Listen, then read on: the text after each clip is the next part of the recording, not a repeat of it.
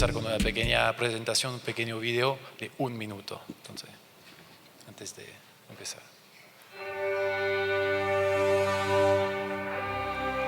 You probably don't know who they are, what they do for a living, or where they come from. But you do know what they've built. Because the projects they've worked on over the last 100 years are powering your life each and every day. And making things a little better from places near and far. So although they're not familiar to you, they are the rare few who can actually say they've built these places with determination, vision, and expertise. They are the 40,000 employees of SNC-Lavalin, proud to build what matters. Bueno, después de esta pequeña presentación, bueno, lamentablemente no está disponible todavía en español, bueno, pero ojalá que podamos presentarla en español el año próximo. Entonces, primero muchas gracias a LAMIS por la invitación. Somos muy felices de estar aquí, bueno, como grupo SNC-Lavalin y Interfleet, nuevo socio, con Bill Fullerton, quien está en la sala y que hizo la introducción de Interfleet el domingo. Y muchas gracias también por regalar la tarjeta de 40 viajes hasta el 12 de julio. Me encantaría quedarme acá hasta el 12 de julio. Pero yo quiero decir que no he esperado el regalo para tener la experiencia del metro. Yo lo tomé ayer y quiero felicitar a todos para el trabajo porque lo encontré muy seguro, muy fiable y muy limpio, muy eficaz. Entonces, muy bien. Y bueno, en breve, antes de ir en el sujeto mismo, y perdona mi castellano porque bueno, yo soy francés y canadiense y bueno, entonces a veces no se preocupa si yo utilizo anglicismos o bueno. SNC-Lavalin, en breve, es una empresa fundada en 1911 en Montreal, Canadá. Es una de las empresas mayores en ingeniería y construcción en el mundo y la mayor en Canadá. Ahora tenemos 40,000 empleados ubicados en oficinas en 40 países y en proyectos en, bueno, mucho más, como 50 o más países. Y somos también un líder en operaciones y mantenimiento y muy activos en concesiones y asociaciones público-privadas con ingresos de $8,000 millones. Y tenemos 3 pilares: infraestructura, recursos naturales y energía. Y dentro de cada uno de estos pilares, bueno, somos diversificados y con foco un poquito distinto dependiendo de las regiones. Y transporte público es una de las actividades de uno de los sectores mayores de SNC-Lavalin. Y Interfleet es una de las divisiones que está muy activa en transporte público. Y se unió a Lavalin hace más o menos 4 años. Entonces, no sé si se puede leer bien, sí, bueno. Algunas referencias nuestras en transporte público y el foco acá es, bueno, lo que conozco mejor son las asociaciones público-privadas por el lado del licitante de las empresas entonces que lideran los consorcios desde la fase de diseño hacia la fin de la fase del mantenimiento durante todo el ciclo de vida. Tenemos varios proyectos que están en operación o en construcción, proyectos de tren ligeros que son, bueno, ahora hay una ola de proyectos en Canadá en tren ligeros. Entonces, algunos son en superficie y algunos tienen también una parte subterránea. Y bueno, uno de los más famosos es el Canada Line en Vancouver, que bueno, tiene una inversión de cerca de $2,000 millones y donde somos 100% EPCista y 100% operadores y mantenedores, y tenemos una inversión del 30% de la SPV. Yo tengo un esquema después para plantear un poquito la figura, la forma. Y bueno, varios otros que tienen entre 10 y 20 kilómetros y con, bueno, acá en Canada Line 16 estaciones. Confederation Line en Ottawa está en construcción, está en el centro de la capital nacional de Canadá, 12 kilómetros, y somos también en todas las partes, tan como en ingeniería de construcción como en mantenimiento y en la SPV como inversionista y estructurando el financiamiento. Bueno, entonces, organización típica del proyecto en APP, solamente para otra vez plantear bueno, la perspectiva mía. Y yo asistí a la presentación del Banco Mundial, que fue muy detallada, muy buena en la mañana, pero eso, bueno, tenemos la autoridad pública con financiamiento público, generalmente es imprescindible en los proyectos de transporte público, pero la sociedad concesionaria está dotada de fondos propios, parte de SNC-Lavalin, por ejemplo, o de socios, acreedores como prestamistas que prestan a la sociedad concesionaria. Entonces hay un financiamiento mixto, pero la responsabilidad del proyecto, del desempeño del proyecto, es en el concesionario, y hay contratos back-to-back o contratos bueno, con transferencia de riesgos al contratista IAC o EPC, donde podemos estar también socios, y lo mismo, perdón, a precio fijo, llave en mano, y lo mismo para la fase de operación y mantenimiento.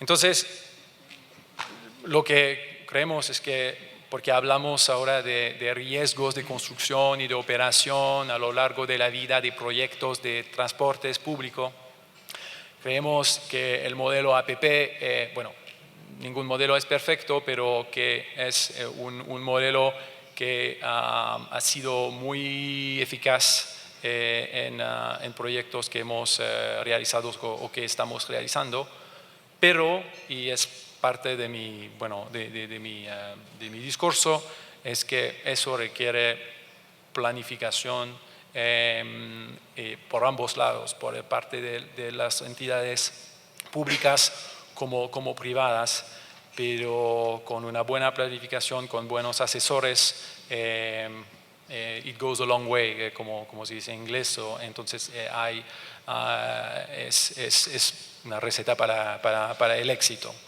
¿ya?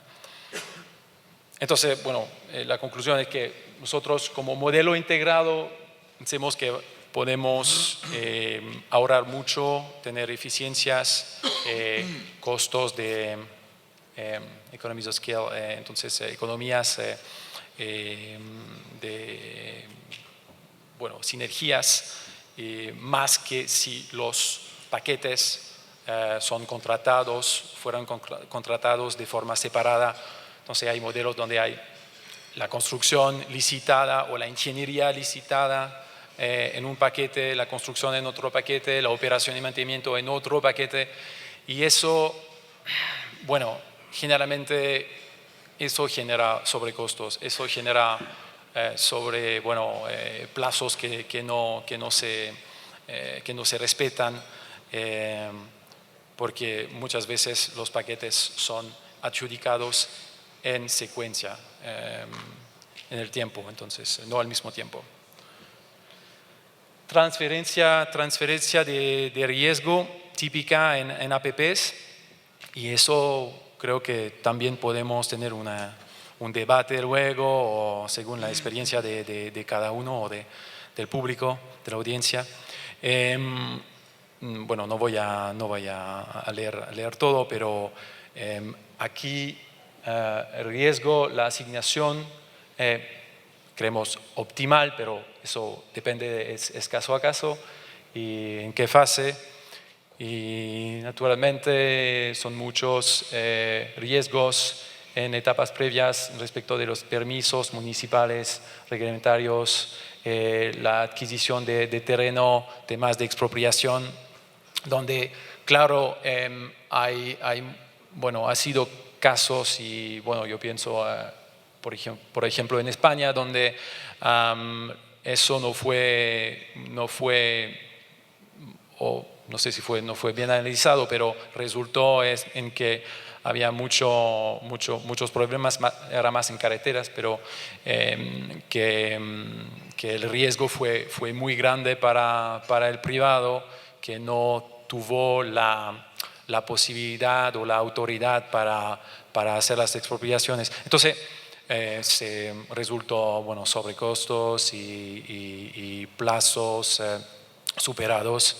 Entonces, eso no es la receta perfecta, pero también hay una posibilidad de hacer una combinación con una provisión donde un monto asignado, un presupuesto, por ejemplo para expropiación, pero pues puede ser para otros riesgos como el cambio de ley, o donde el privado, o riesgo arqueológico, donde el privado tiene una responsabilidad hasta un cierto monto definido en el contrato, al cierre del contrato, y que hay un mecanismo luego o bien de compartir el riesgo por sobre de este monto contratado, o que el riesgo pasa al cliente público. Entonces, hay muchos otros riesgos que por analizar. Inflación, costos de diseño, naturalmente. En mi esquema precedente yo planteé el esquema de contrato a precio fijo, entonces es decir que todo lo que es inflación o inflación durante la fase de construcción. Cuando yo hablo de inflación, yo hablo, por ejemplo, de los costos de los sueldos que aumentan, o otros costos de materia primaria, son responsabilidad del concesionario, pero dentro del marco del contrato de diseño-construcción es el contratista EPC que asuma el riesgo. Durante la fase de operación es un poquito distinto, lo veremos un poquito después. Bueno, cambio en las condiciones de suelo o condiciones iniciales de suelo, son dos temas relacionados, pero con responsabilidades distintas. Es muy relevante en proyectos de transporte público, naturalmente. Especialmente cuando se habla de 20 kilómetros de vías, algunos subterráneos, y bueno, en América Latina también hay muchos países con un riesgo sísmico elevado. Hay un riesgo que se llama razonabilidad del comportamiento del sector público. Pienso que, bueno, tú tocaste el tema durante tu presentación. Viene con razonabilidad, bueno, por falta de una mejor palabra, es tener una vista realística de lo que quiere la ciudad o lo que quiere el país, porque es muy fácil, porque son siempre proyectos emblemáticos, entonces es muy fácil volverse como apasionado y planificar un proyecto que, sobredimensionado.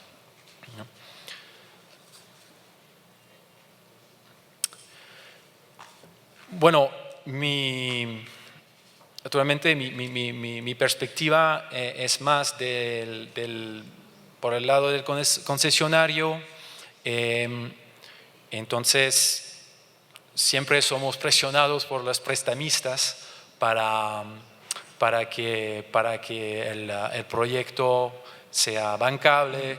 Significa que los riesgos sean bien asignados y eso puede variar de un proyecto a otro y depende también de las situaciones del sector bancario o de la economía en general. Pero el impacto de esta asignación de riesgo es claro, es que riesgos mal planificados o mal asignados se reflejan, presionan mucho la viabilidad del proyecto, causan menor rentabilidad para el sector privado, pero eso no es lo peor. Lo peor es que, cuando no hay más rentabilidad, luego vienen acreedores son menos dispuestos a renegociar los acuerdos financieros, por ejemplo. Hay un mayor costo de financiamiento y entonces la regla es que la asignación eficaz de los riesgos es de asignar los riesgos a quien pueda gestionarlos mejor y al menor costo. Y que hay costos que son muy imprevisibles, entonces resulta que el precio de una oferta del privado pueda ser menos competitivo. Entonces, la certeza del marco contractual es muy, muy importante al cierre del contrato que puede ser de 30 años o más. Uno de los riesgos destacado es en la previsión de tráfico, la cantidad de usuarios, previsión de tráfico. Y eso, en Canadá hay la mayoría, la totalidad de los proyectos ahora, en la totalidad de los proyectos que están en licitación, que están en construcción, el riesgo de frecuentación, el riesgo de tráfico no es la responsabilidad del privado. El privado da un servicio, construye el proyecto, invierte en el proyecto, levanta el financiamiento para el proyecto, pero lo que hace el privado es asegurar la disponibilidad del sistema de transporte y que encuentra ciertos niveles de calidad y de servicio. Pero hay muchos proyectos en otra parte del mundo donde el tráfico es el riesgo del privado, pero también en los proyectos donde no hay riesgo de tráfico para el privado, eso influye naturalmente el crecimiento de la frecuentación del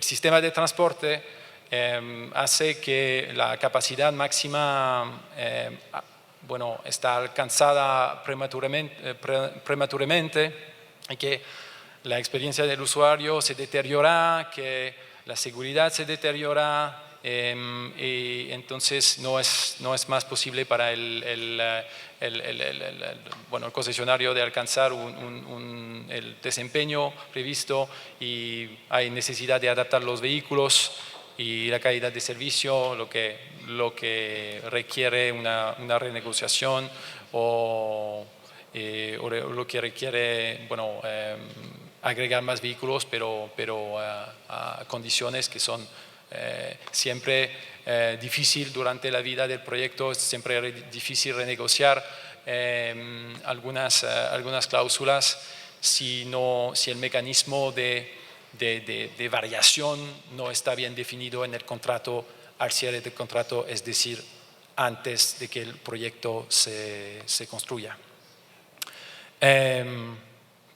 También, por supuesto, hay temas macroeconómicos que pueden afectar al proyecto, como una recesión, pero porque son proyectos de 30 años o más.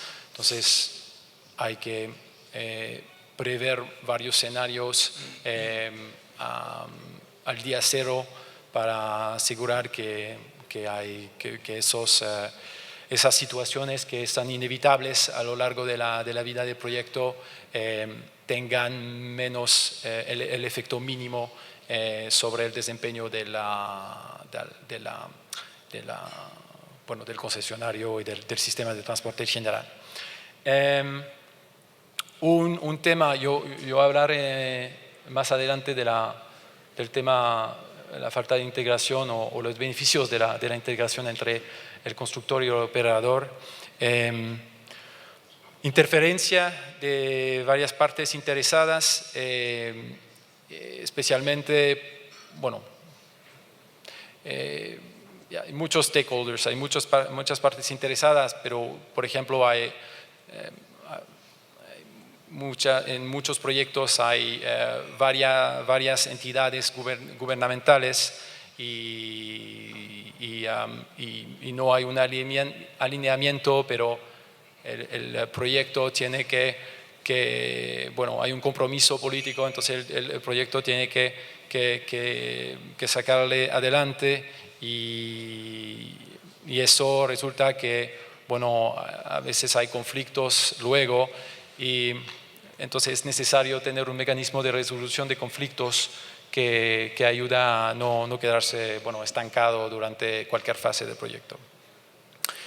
Comunicación e integración, eso es importantísimo, y eso es uno de los beneficios mayores, pienso, de asociaciones público-privadas, donde el modelo está integrado, porque el constructor y el operador, nosotros en todos los proyectos que hacemos o que desarrollamos, una condición cuando preparamos los acuerdos entre los socios, entre las distintas partes del equipo, es que el contratista, el constructor, se compromete a permitir la participación del operador en la fase de diseño, para optimizar el diseño y optimizar el costo del proyecto.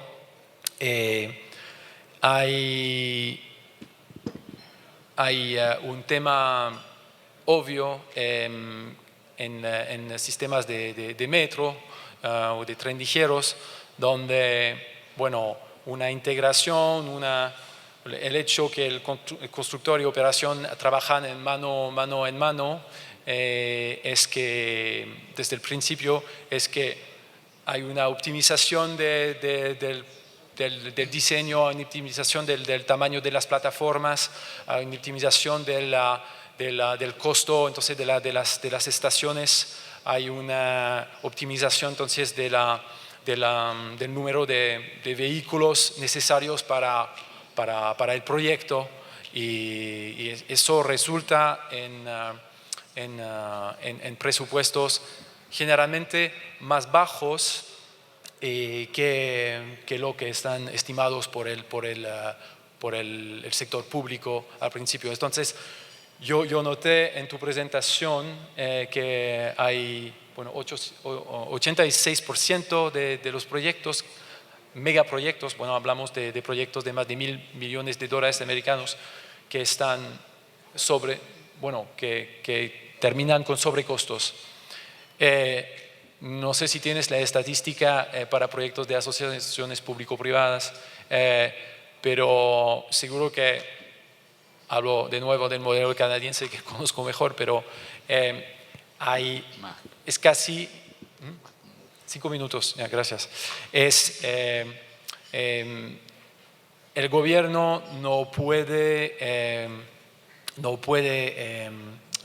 adjudicar el proyecto o lo tiene muy difícil adjudicar un proyecto que tenga un costo por el licitante privado, que tenga un costo mayor de lo presupuestado antes del proyecto. Entonces hay siempre una comparación. Hablamos de value for money, valor por dinero, donde hay un análisis del costo estimado por el público y comparado con el costo de las ofertas privadas. Entonces, a veces hay sobrecostos, pero es limitado. Bueno, comunidad es muy importante naturalmente involucrar a la comunidad, a la gente que van a utilizar el sistema de transporte. Ellos tienen que querer o tienen que tener ganas de tomar el sistema de transporte. Entonces hay un tema afectivo que es muy relevante en esos proyectos, pero que no debería meterse en el camino del cronograma del proyecto. Entonces estas etapas deberían ser planificadas de forma de que eso no retrasa ni la preparación de las ofertas de los licitantes, ni después la ejecución o la ingeniería o la ejecución, la construcción del proyecto. Una vez que el proyecto está firmado, debería tener poca margen, poca flexibilidad para renegociar o para cambiar, no sé, la tecnología, no sé, no. Eso, genera retrasos de 1 año, 2 años o más. Entonces, un poquito, técnico. Daños líquidos es un anglicismo en la fase de construcción.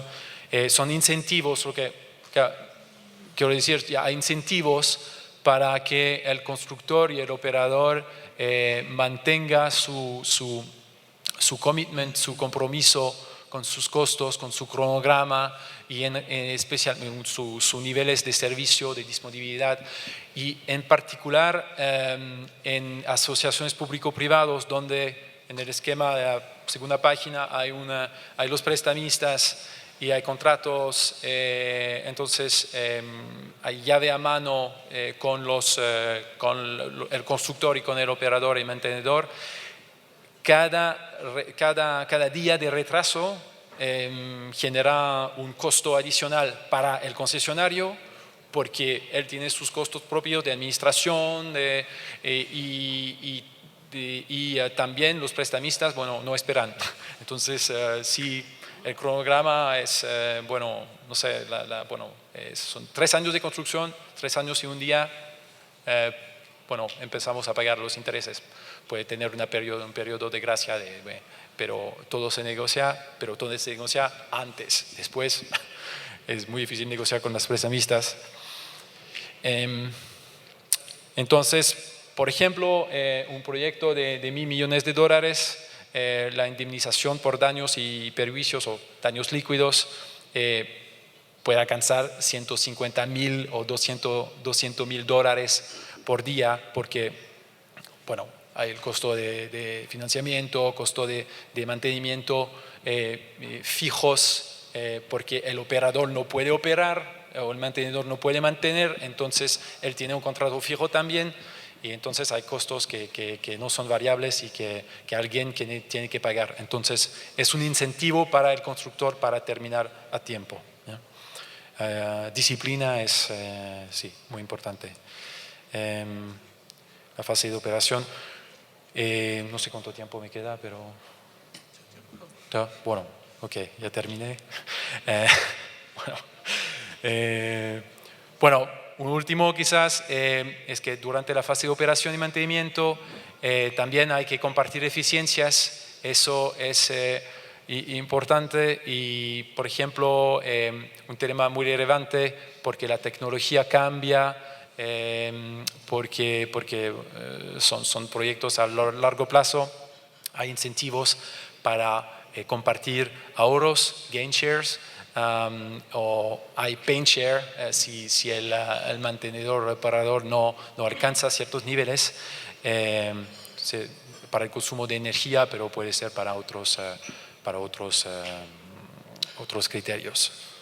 Bueno, entonces, conclusión, claro, asignación de riesgo es clave, pero hay que planificar y hay que tener buenos asesores, tanto técnicos como legales y financieros por parte del público, para que todos cuando negocien con los privados, para que todos tengan el mismo nivel de comprensión de los desafíos y de lo que se hace en el mercado, de las buenas prácticas. Y eso, bueno, es un ingrediente para el éxito de una licitación y de la ejecución del proyecto luego. Bueno, muchas gracias.